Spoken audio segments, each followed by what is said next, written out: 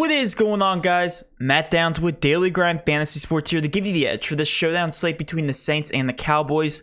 Cannot wait to break it down, but before we jump into the slate, I want to give a quick shout out to one of our favorite partners, PrizePicks. If you guys haven't signed up for PrizePicks, I'm going to go ahead and give you guys a rundown on what they do. They're a DFS app where you simply hit the over or under on any certain fantasy point projection, one of the easiest ways to play daily fantasy sports today. As you can see here, we have player props in front of me.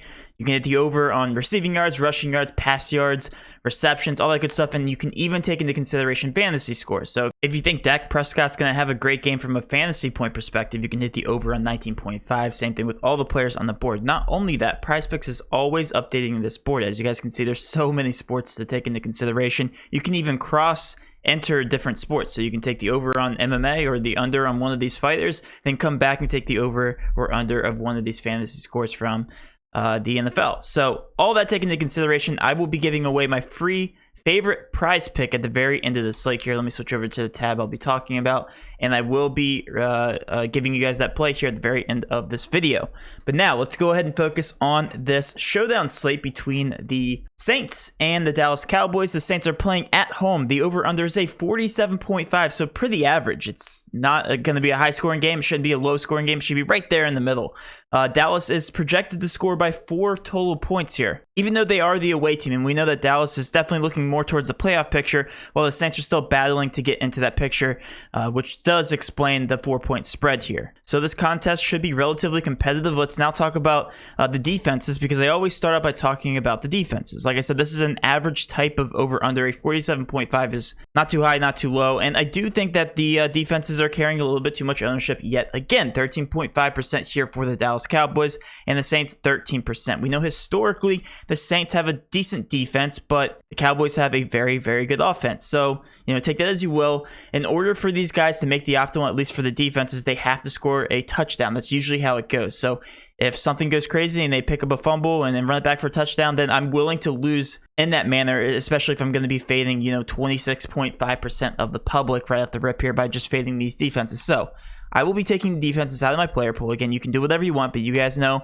watching this channel way too many times, that I hate defenses in Showdown, and I don't think they deserve to be. So if you happen to see me in any of your contests tonight, I can almost guarantee you that I won't be having any defenses in any of my lineups. That being said, let's go ahead and focus on the Dallas Cowboys side of things. We're going to be going position by position. I've always done that format. Easy to follow, easy to go over my favorite overall plays this way. And starting out here with Dak Prescott, he is the second highest projected person on the slate here in terms of actual projections. In terms of ownership, Dak Prescott has the highest own percentage here on the slate at 51.9%. I don't really need to talk about this.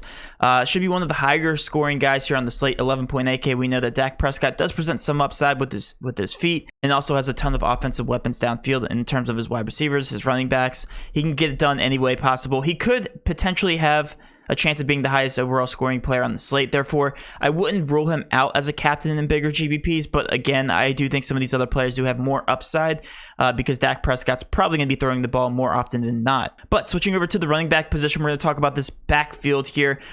Zeke and Tony Pollard.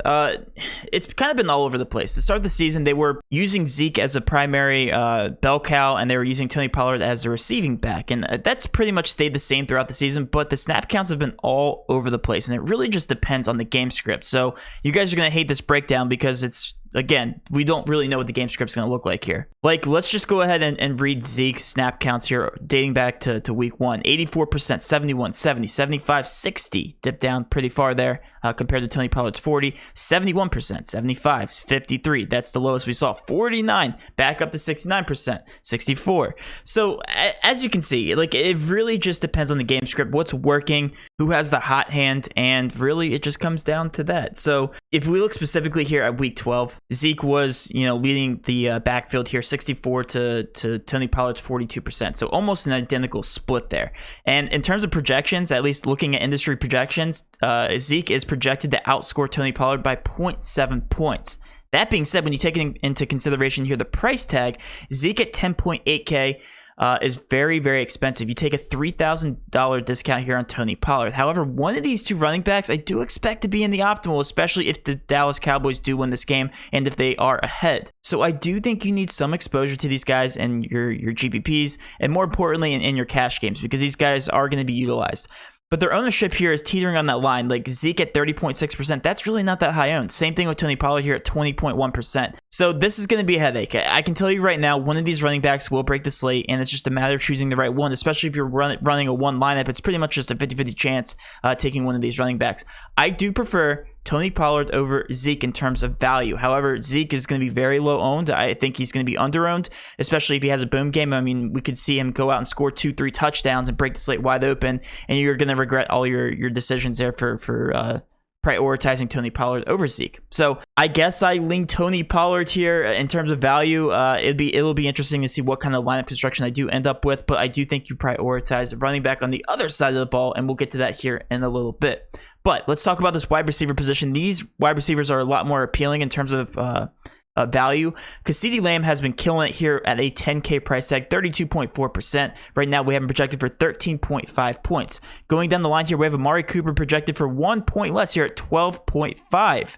And then Michael Gallup smack dab in the middle of these two wide receivers here, projected at 13 fantasy points. So you guys already know what I'm going to say here. You're going to take the cheaper of these options here at with Michael Gallup here at 6.8K. He's coming out to a 13-point projection, and I really do like him here in this matchup, especially since we don't really know what Amari Cooper's workload's gonna look like. The week before Amari Cooper got injured, Michael Gallup and CeeDee Lamb were playing both alongside him, and they just look superior in terms of Dak Prescott's attention. So I do prefer those two over Amari Cooper because, again, go with what you know, especially in cash contests. I think you prioritize Michael Gallup, then CeeDee Lamb, and then Amari Cooper in that order in terms of value. I do like the ceiling potential the most on CeeDee Lamb, and then Michael Gallup, and then Amari Cooper. So if all that makes sense, I am prioritizing Michael Gallup in cash games, and if I can land on CeeDee Lamb, then I'll get to him. But I do want exposure to one of those two running backs from the Cowboys. And then we also have the tight end picture here. Dalton Schultz has also been killing it here at a 10-point projection, 7.6K.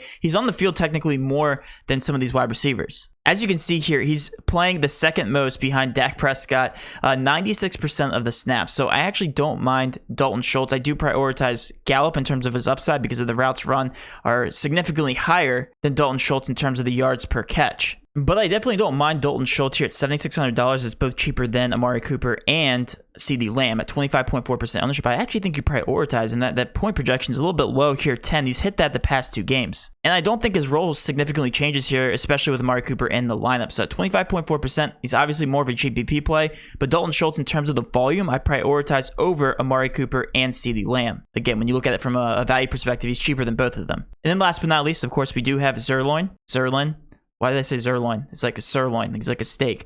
23.4% ownership as the last piece in cash. Definitely don't mind him right here at $4,200. I do like him in terms of a value. He's actually one of the best values on the slate. So I know it's not sexy, but I do like him here at $4,200. Now, let's talk about the New Orleans Saints because they have a new quarterback in town, and that is Taysom Hill. Taysom Hill, if we think back to last season when he was starting and playing, by the way, he's also the highest owned. I think I said Dak Prescott was the highest owned. They're going to be neck and neck. But if you think back to last season, Taysom Hill presents a ton of rushing upside. That's the one thing you got to love about Taysom Hill is like he's guaranteed a floor because this offense is going to run one through Taysom Hill or Kamara, and Kamara is expected to play tonight. So I do think you prioritize both of those two guys in your lineups, and then the rest of the Saints offense is just absolutely insane. It's going to be not straightforward whatsoever. We will get to that picture here in a little bit.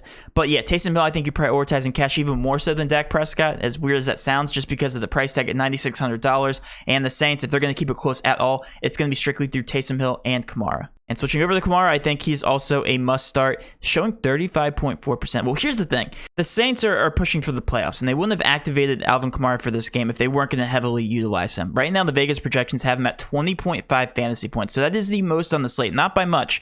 But he is expected to get close to a full workload, and I do expect him to. They're going to absolutely need him here in this game. And again, if I hear any contradicting reports before lock, I will update a pin post in the YouTube comment section. But as of right now, he's showing 35.4%, and I do think that's a little low. I think you still prioritize him next to Taysom Hill, at least from the Saints offense, and you just look the other way. Now, we do need to talk about Mark Ingram, because is he going to be involved at all? Well, again, if we hear a report that Alvin Kamara is going to be on some type of snap count, they're going to lean on Mark Ingram directly. Definitely not Tony Jones, because we saw what happened there last game.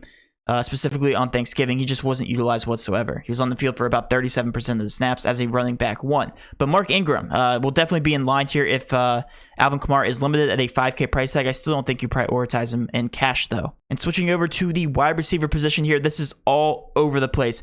I literally have nothing to say about this wide receiver picture other than just close your eyes and pick a person. And I'll show you why here. This was specifically last week, okay? We look at the wide receiver picture. Traquan Smith, 79% of snaps.